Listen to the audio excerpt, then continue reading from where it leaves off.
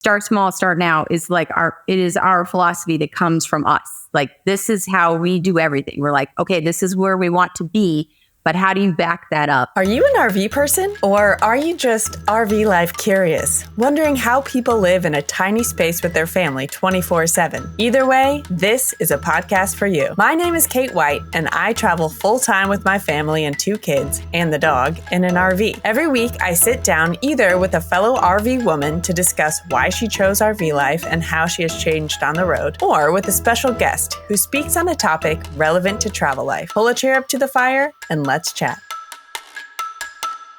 Okay, hello, Tricia Leach, and welcome to the RV Queens podcast. How are you today? I'm doing so well. Thank you for having me. Excited to be here. Oh, good. Yeah, it's totally my pleasure. You're like perhaps the OG of RV life content creators. And I have to say, like, these days there's quite a few RV travel families that create content and inspire people. Keep Your Daydream is the name that I have heard the most from people I've met on the road, people that have been on this podcast.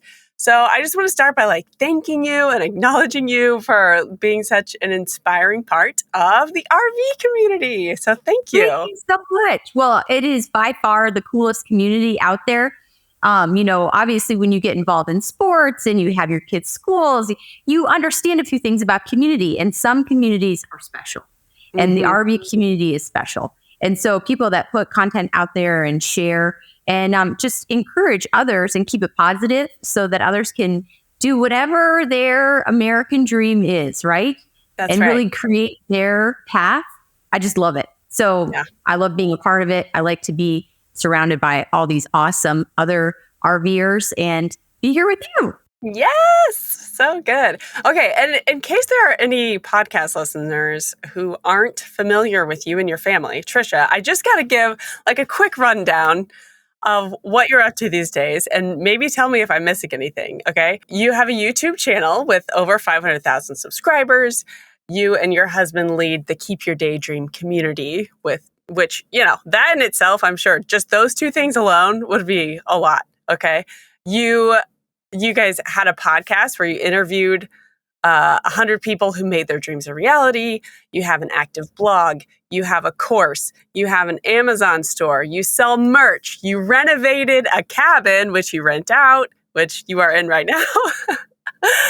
You created a cookbook and a magazine, and recently you put together spice blends that you are selling. So you also have an e-commerce you sell a physical product. That is amazing. Am I missing anything? I think you nailed it. The most important thing is, we just recently had our last kid leave the nest. So we created a family that we love, and obviously everybody loves their family.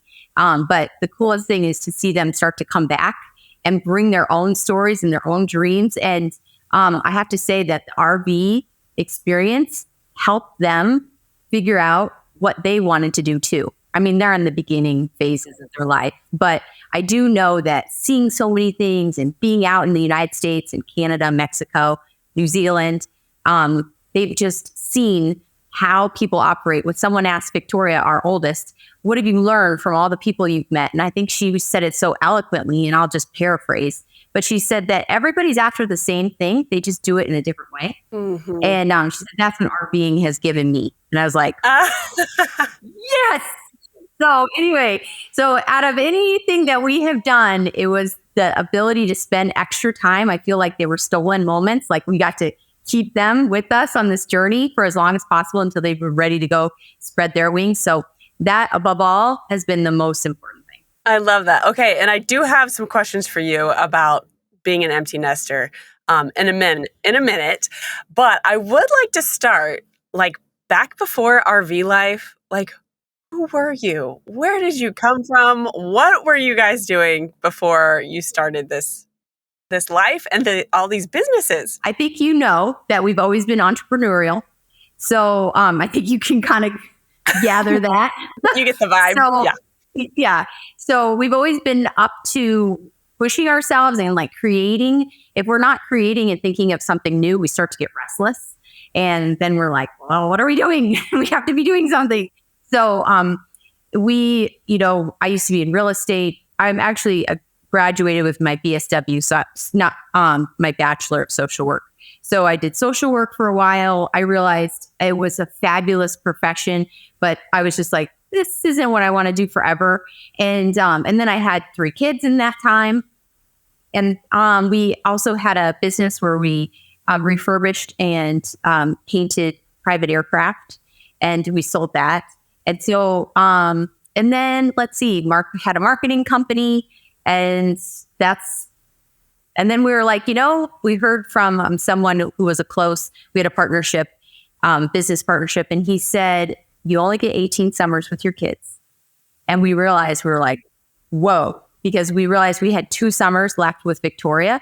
She was going to be a sophomore. So yeah, 2, 3. And we were like, if we want to do something, we need to do it now. And it just so happens at that time I had my podcast and I was interviewing people that lived outside the box. And I was like, the only reason, like literally the only reason we're not RVing right now is because we haven't made it happen. Because we had the resources. It wasn't like back then you couldn't run your business quite as loosey, like you couldn't just arrive somewhere and have Wi-Fi. You really needed to plan it out, right?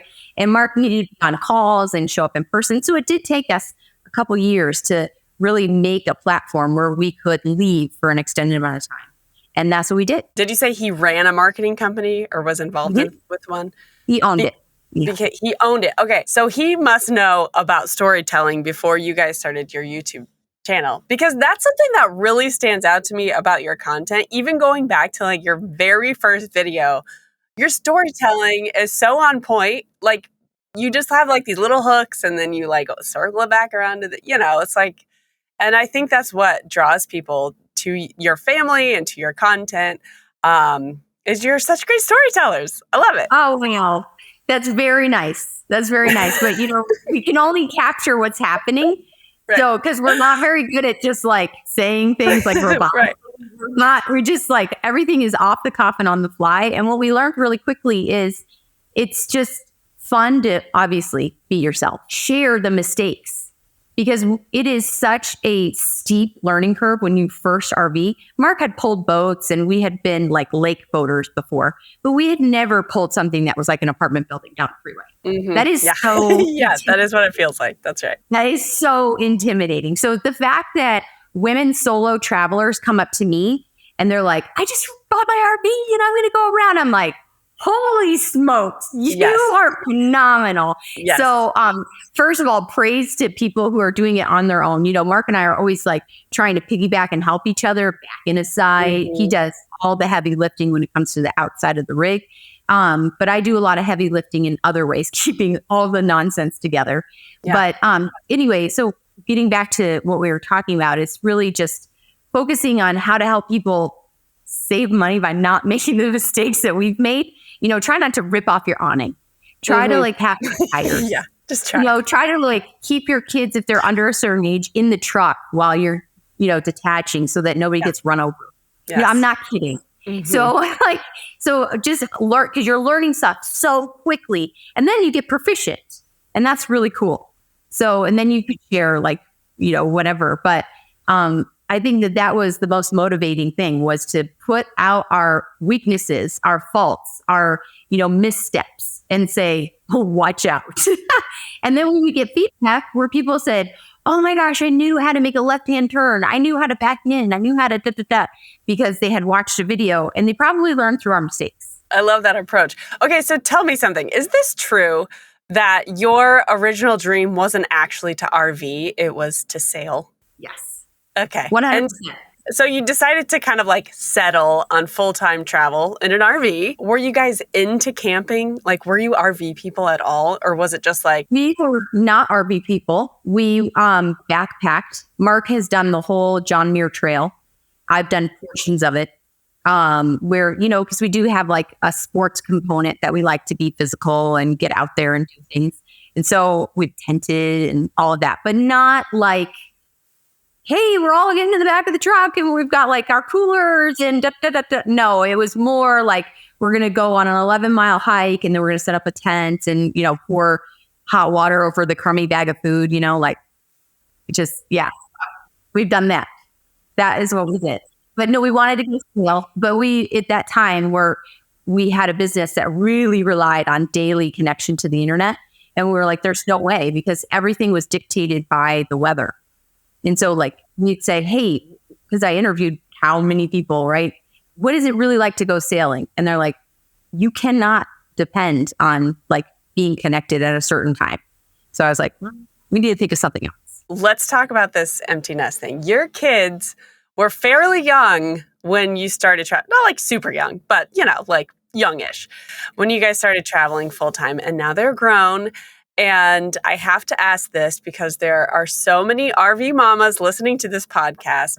How has this transition been from living and traveling with your kids all the time to now being empty nesters? They're all out of the house. How has that been? First of all, when your first kid goes off to school, your heart is in a million pieces. Okay. It's like on the ground. I'm like scooping it up, trying to like, and it was like my daughter too, So I was like, that's my girl. Right. So, and then Carson has always been very independent. So when he did his thing, I was like, it was expected. So I was like, yeah, a little earlier than I wanted, because he went off to school because he wanted to prepare to go to the military. I don't know how much you know about that story. So he went off to the school that's like supposed to prepare you for that. So lo and behold, he's like, yeah, I'm all done. I did enough of the drills. And I think it like OD'd him on military. But that story, that chapter isn't closed yet. But anyway, and then Caleb left. And I'm telling you right now, if you have kids and you've been like full-time in their life, you've maybe been homeschooling, you're not used to like long periods of them being away. You need to have something big and epic planned. That is why we went to Italy. That's such good advice. Okay. I needed to have something where I couldn't even think about where my kids just went. So because I've devoted a big portion of, my mind, my heart, my soul, like into them every day. Like, what are we doing? What are we working on? What are your dreams? Okay. How do we position you for that? There's a lot of thinking that goes on in a mom brain. Marc, we listened to this one, like rabbit holes, but we listened to this one person for marriage, whatever. And he was talking about how a woman's brain is always going, right? Because we've got to think about like 17 things and do dinner, right? So whereas a guy is more like linear, like I'm going to work on this and then I'm going to do that.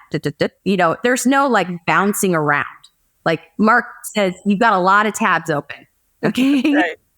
That is what like, it feels like. Yeah. But I need your help. So anyway, so I think that we all devote a lot of time, because this is a podcast for women.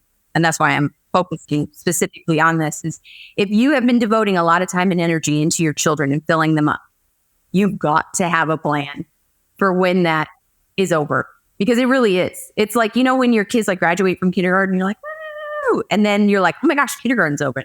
Well, one day they finish high school, and whether they go to college, they start a business, they do whatever they go do, your days look totally different. And so I just found that it was really helpful to do something totally different, get my brain off of it. And then of course there's going to be some recoup, because you can't just compartmentalize. You still have to process through emotion, but it will give you the jumpstart that you need. So I think it's really important. Man, that's such good advice. That scene in your YouTube video when you dropped Caleb off at college, I feel like I could tear up right now just remembering it. And then Marc is like rubbing your shoulder and you're wearing a hat and your head just goes poof. I was like, oh no. Oh, yeah. I mean, my kids are young and I'm still like, I could relate with that feeling of like, my babies. Yeah. Oh, all right. Let's stop talking about that. Oh, yeah, roll forward. Before we get too sappy here. Okay, so to someone who is wrapping their mind around full-time travel life, and they look at your content and everything you have going on, and I can imagine they have two thoughts. Number one, I want that. I want a life like that, right? And also maybe a feeling of overwhelm. Like, I can never do all of that, like it's a lot. Describe for us how you and Marc started small. Like, what are the steps that you guys took and built upon to create everything you have today? start small, start now is like it is our philosophy that comes from us. Like, this is how we do everything. We're like, okay, this is where we want to be, but how do you back that up? And so for full-time RVing, to apply it to that, it was really to set a date. But what I'd like to talk about right before, like I got a lot of tabs open, okay, talk about before, is that just because one person goes in full times doesn't mean that that's the end all be all. Because we talk to a lot of people, right? And it's a gift to be able to talk to so many people because you hear trends and you hear like emotions that are similar between different people. And it's like, I want to go full time, or I'm RVing once in a while, but I'm not going full time. That's not the goal. The goal is to carve out that time.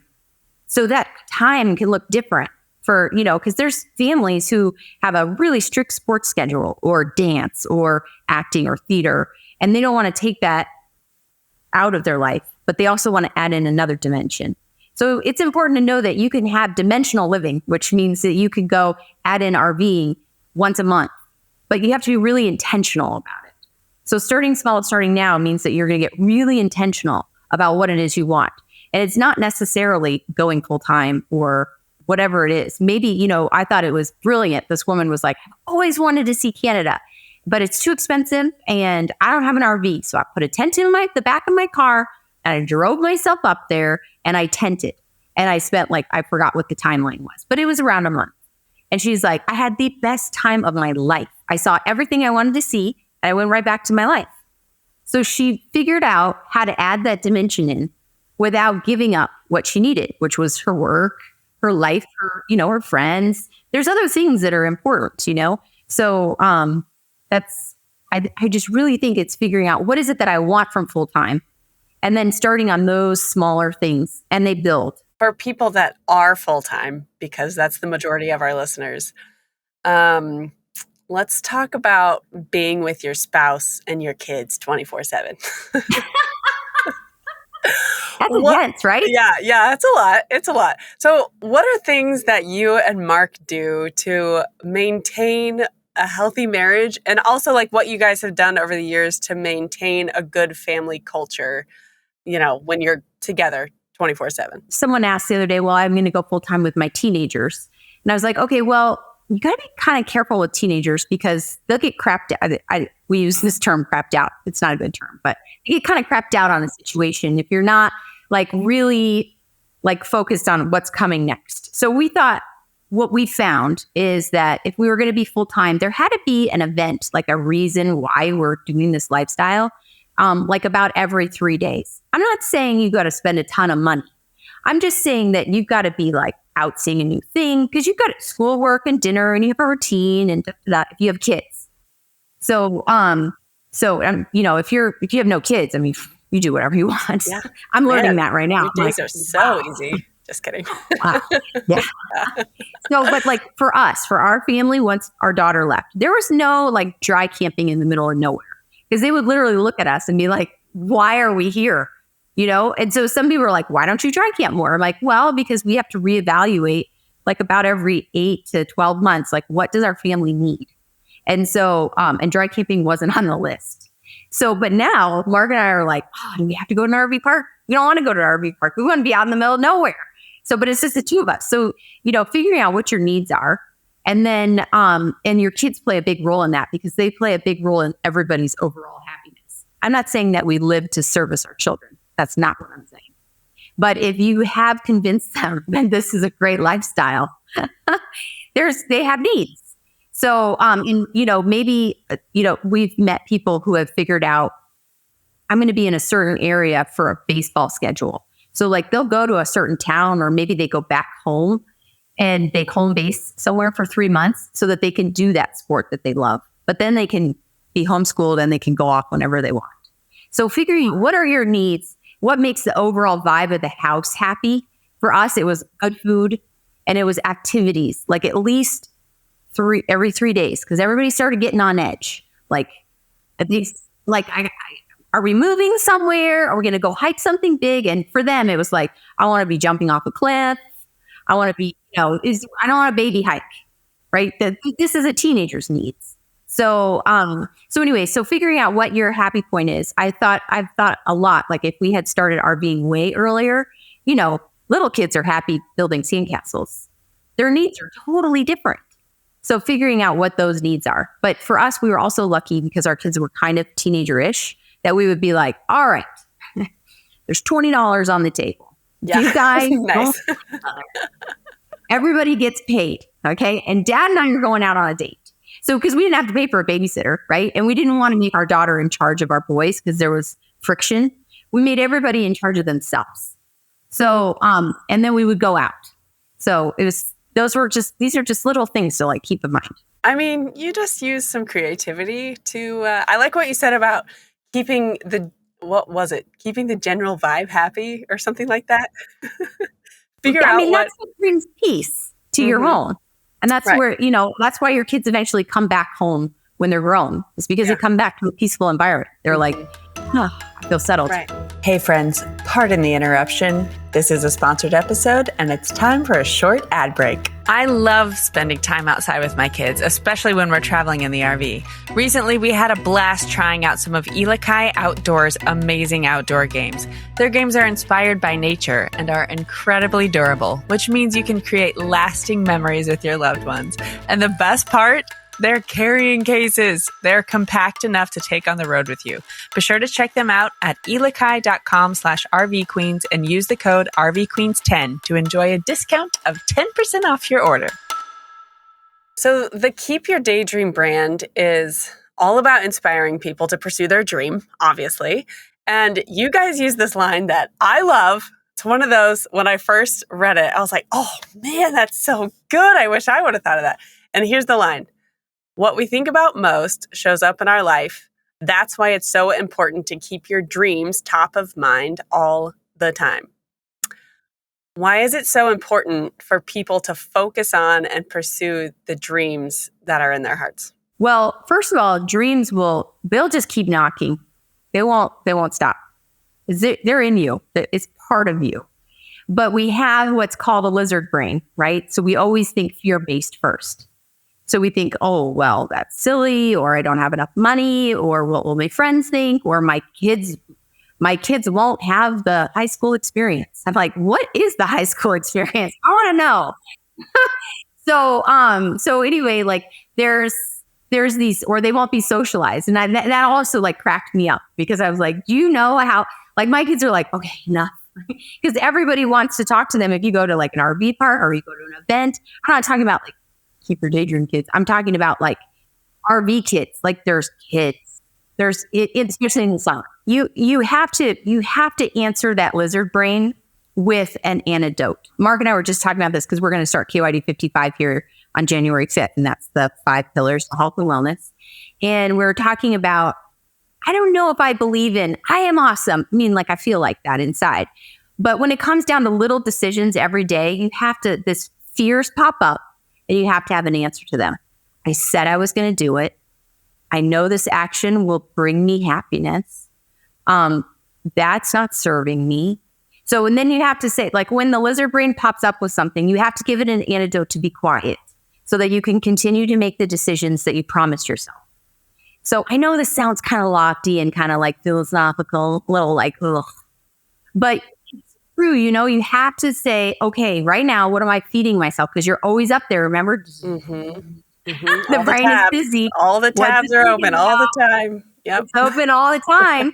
So what am I thinking about? Like, I exercised today. Okay, did I want to? No. But I know that in order for me to feel on top of my, like, this conversation, I need to circulate the blood. I wanted to go reach for like a pretzel and some Nutella. And I was like, what? I should probably do some almonds and cherries. Like, there's just little tiny things all day long that you have to combat. And the discipline weighs ounces and regret weighs pounds. Ooh. It's these tiny little things, these tiny little decisions, and they're annoying and they're hard and the voices are loud, but it's not as hard as being regretful later on. Oh, I feel like I just need to rewind everything you just said and take a bunch of notes. And then listeners of the podcast, when this is live, you can actually do that. That was good stuff. Okay, so let's talk about women for a minute. I'm fascinated by women who travel full time because we're managing life without the help like most people in, normal American life, which most of us lived before we were RVers. Like we don't have childcare help. We don't have house cleaners. Nobody's doing our laundry but us, all of that. Like we're just doing it all. And I would say like most of the women I've met on the road were the type who just pull ourselves up by the bootstraps and make things happen. And I really want to ask you a question so that the listeners know that it's good to ask for and pay for help, even in travel life, when you can, right? So what type of team do you and Marc have behind the scenes helping you guys with everything you have going on? Well, just like in full transparency, we did full time for 3 full years. Like we came home for a holiday and then we'd go back out again. So, but we never left our RV. And then when Victoria went to school, I was like, oh my gosh, I'm never going to have like a Thanksgiving dinner. Where are we going to come home for Christmas? I was freaking out. So that's when we found this cabin because I was like, okay, but then we couldn't just keep both things afloat. Okay, so we're going to have a mortgage and we're going to have full-time living. That's kind of keeping one foot. I mean, if you could do it, that's awesome. But I was like, well, what if we rent the place? We'll refurbish it and then we'll rent it out. Great. So that gave me what I needed. So going back to like, what is the fear? What's the need? What's the decision? Like, where's the action? So figuring that all out. Because having a community is pretty important and having like whatever it is that you need. For us, we needed a moment to just like not think about the fact that I needed to take a long shower. Just for like myself. Like I just want to waste all the hot water just for me. Yes. Okay. Yes. So, and I don't want to be like, Marc, the gray's full. You know what I mean? So like we got to a point where I wanted to be half on, half off. Mm-hmm. And so that's so that people don't think, oh my gosh, they're doing all that on the road full time. I just want to be transparent in that. Because if you haven't followed our story, you wouldn't know. Perfect. So that's part of that. Having a home base is almost like half of the help I need. Because I know what I can rely on, right? Because we were supposed to meet last week and I was in Sequoia and my little satellite dish wasn't giving me what I needed. So I couldn't rely on my resources. And so for me, I needed, at some point during the year, I need to rely on my resources and the house is one of them. Mm-hmm. So it's not a person, it's not a community, it's the house. So maybe that's something that resonates with someone. Yeah. So anyway, because I was surprised that was one of the things I needed after a while. Mm-hmm. And then the other thing for as far as like our team, we have one person who helps us on the daily, like keep track of, okay, who's coming and going from the house. Like, okay, the spices need to be refilled. This person's, hat went to the wrong location. Like there's a million little things. But I do have to say that like Marc is superhuman. He really is. Okay. So like when people email, he emails right back. People are like, oh, I didn't think you were going to email. Like one time we did a campaign and you can like talk to people when they're on, like when they're ordering online. Yeah. And so you can pop up and say, hi. So Marc was like, hi, this is Marc. People would go away. I'm like, stop doing that. Get off.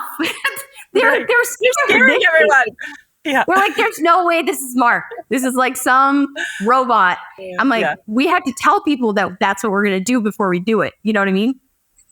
So anyway, and I'm not trying to be like I don't need a team. We have Dean who helps us constantly. Marc and I are a team. We have the house. We have resources that we're able to like rely on. So I think that, I was having a conversation with Victoria the other day because she's in the workforce. She's a graphic designer now. And so she's like, I feel like, cause she's juggling. She has a barista job. So like, because she's starting her own company. And she has a graphic design company. So she has one client right now. So in order to like become a full-time graphic designer, she needs like 3 to 5 clients. She's not there. Okay. So she's juggling 2 jobs. And she's like, I feel like I have to go to work as a barista at 5 a.m. and everybody in the office is working and they're pinging me for things, but I can't get to them until 2 p.m. And so I feel like I'm always behind the 8 ball, but I'm not behind the 8 ball. He said, okay, so in order for you to get your joy, you need to find a solution for that. So what does that look like? So then we talked through that. It's creating a to-do list on Mondays and Fridays and handing it over to your boss. So she knows what you're working on, what you're struggling with, and what your deliverables are. So she knows exactly where you are. And then will that like bring you your joy back? She's like, yes.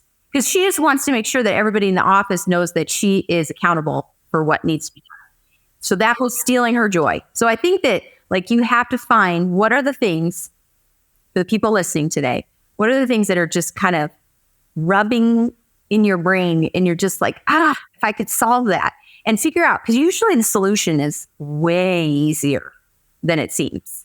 So, so we do have a lot of balls in the air, but one of Marc's things is I answer emails immediately.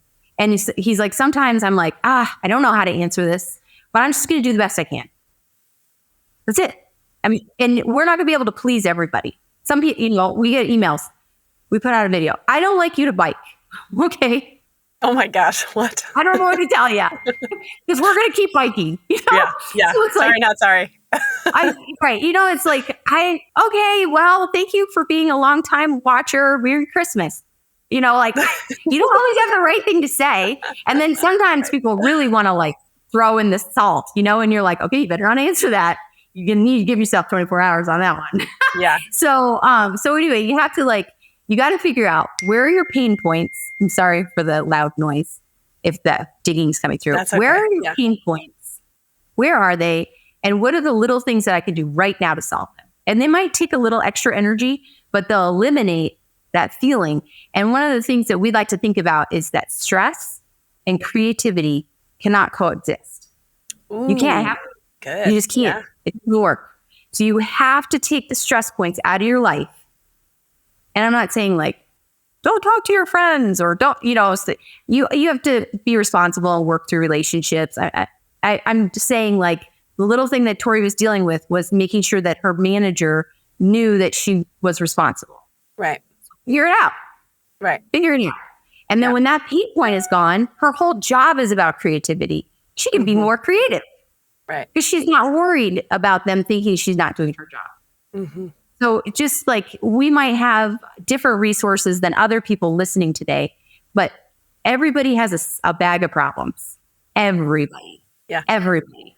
And so it's like taking one out of the bag and going, how can I solve this? Mm-hmm. It's probably easier than I think it is. And sometimes I think it just takes the time is kind of like what I hear you saying is take the time to take it out of your brain cloud, right? And just look at it, you know, talk about it with someone, draw out ideas for like, how can we solve for this? All right, this one's done, you know? Yes.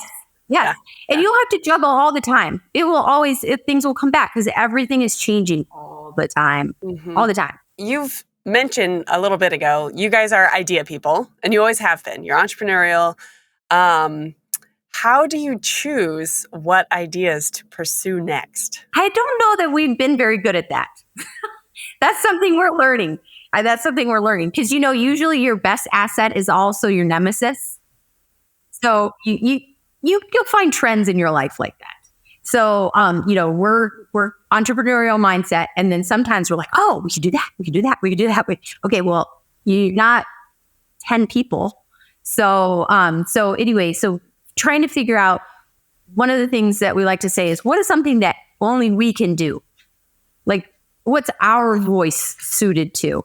Because like, I can't talk to having an infant in the rig. I can't.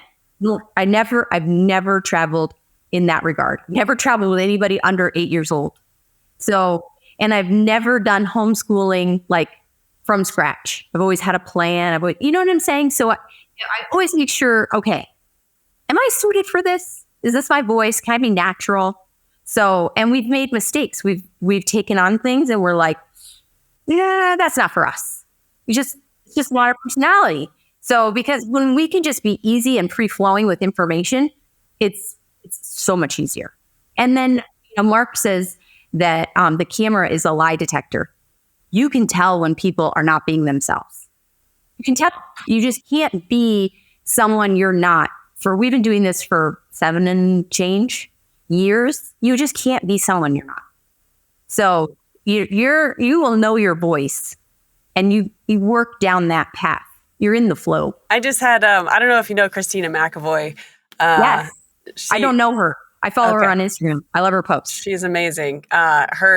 She was just on the podcast and she said very similar things about finding work based on, first of all, kind of what you talked about with like your dream, like what's nagging you, and then what feels like it's just kind of like flowing naturally and it feels good. It doesn't feel like it's pushing a boulder up a hill. Even if the idea seems like, ooh, I could really like solve the water problem in the world. It's like, that's a huge boulder like you're pushing. Maybe not suited for that, right? Like it's got to be both of those. It's in your heart and it's also like, has some ease to it. So that's great. Well, not to say you won't build from there and do more and more and more. But and eventually solve the water crisis. Yeah. Yes, exactly. Yeah. Okay, so one of your latest endeavors, an idea that you did pursue, is creating a cookbook and selling spice blends, which is so cool. Yeah. Was this a dream like that you had for a long time, or did it come about through travel? Or tell us like how this came into existence. Okay, so we quickly learned with KYD that we are community-based. Like the community will tell us what they want. And we do get a few, like I was saying, people will say, I don't like this or I don't like that. And sometimes you're like, yeah, I agree with you. Again, that comes back to like, that was kind of like outside of what we normally do. Like even going to Italy, people were like, but we were going. Because like I told you, I needed a break mentally from being an empty nester. So, but we're not going to be an international travel channel. KYD is not going to be that. So, but that's okay. You got to keep pushing and figuring out what you want. So we're community first. And in the community was like, I want a cookbook. It was like pictures. I want a cookbook. And I was like, oh, that's a really big endeavor. I mean, like really big. So, so we did it. But it was an absolute blast because, if you've put dinner on the table for a family for any amount of years, you have some go-to things that you know how to do. And I've always loved cooking. I mean, I've just loved it. So I think it all started when I was home with Victoria. And I was like, I think I might go crazy if I don't have a hobby. Yeah, right. It's like a creative outlet. Oh, look, I have to make dinner every day. Every day I have to do this. And I can do it with like some love and some attention to detail. And, this is before like Instagram or, like you really had to kind of figure things out on your own a little bit. Read. Mm-hmm. There was a food channel, but that was even like the beginning of that. Yeah. So anyway, so it was community. They could ask us. And then I always had like my spice blends. Those are spice blends I've been using forever. Like really? That's so cool. I created those throughout. I've always had them in little containers in the house. Like I'm making one right now, like trying to figure out, how can I make this better? And so with like, it's like a shallot base because I'm like, I need something that's quick where I'm not chopping, if we're out in the RV or things like that. So that's how all of that came to be. But those are all things that I have been doing for Victoria's 23.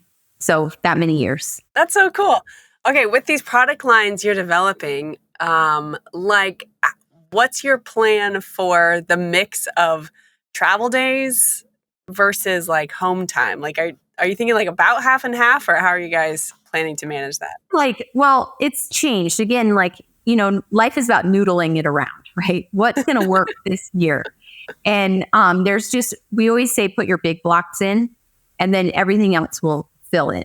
So, if we know we have to be at a graduation or we have to go, like Victoria has a wedding this year. So It's like, we will be in this area for this time.